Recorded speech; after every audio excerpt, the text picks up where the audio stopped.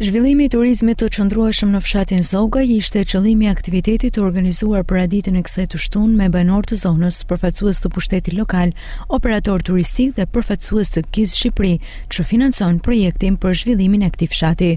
Drejtori i turizmit në Bashkinë Shkodër, Renato Lumçi, tregon se po studiohen të gjitha mundësitë për zhvillimin e turizmit dhe mbështetjen e banorëve të zonës në ruajtjen e zakoneve dhe traditave. Si bashki do të jemi në mbështetje tashmë duke marrë edhe iniciativën nga ky takim ndoshta, që të kemi bashkëpunim më të madh edhe më shpesh, sidomos me këto të rinj, por edhe me gjithë këto aktorët kryesorë të fshatit Zogaj.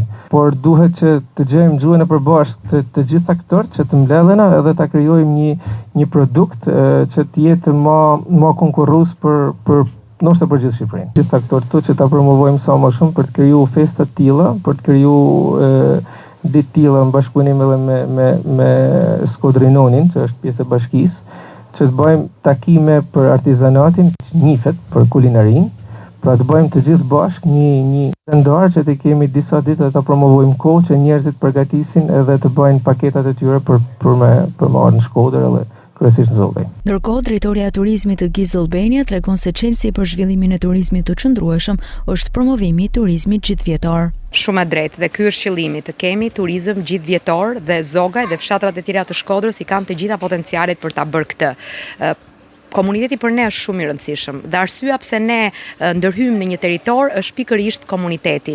Edhe profili i produkteve që ne kemi ndërtuar në Zogaj është diskutuar me komunitetin.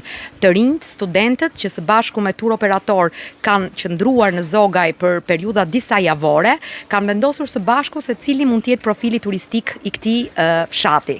Dhe sot Tryeza po zgjerohet sepse përveç komunitetit një rol të rëndësishëm tashmë siç edhe ju e thatë ka pushteti vendor, Instituti i Trashëgimisë Kulturore, Agjencia Kombëtare e Turizmit apo aktorë të tjerë të cilët janë sot në Tryezë, ku secili duhet të luajë rolin e vet në mënyrë që projekti të jetë i qëndrueshëm. Pra duhet që këto lloj iniciativash, të cilat kryesisht duhet të zbatohen nga të rinjt e Zogaj apo të rinjt e tjerë të Shkodrës, duhet të incentivohen dhe të vazhdojnë në mënyrë që oferta të jetë gjithëvjetore dhe të jetë e qëndrueshme. Për 2 ditë me radhë në këtë zonë u zhvilluan disa aktivitete me në fokus promovimin e zakoneve dhe traditave të fshatit Zogaj, por edhe promovimin e mundësive të reja për të zhvilluar turizmin në këtë zonë.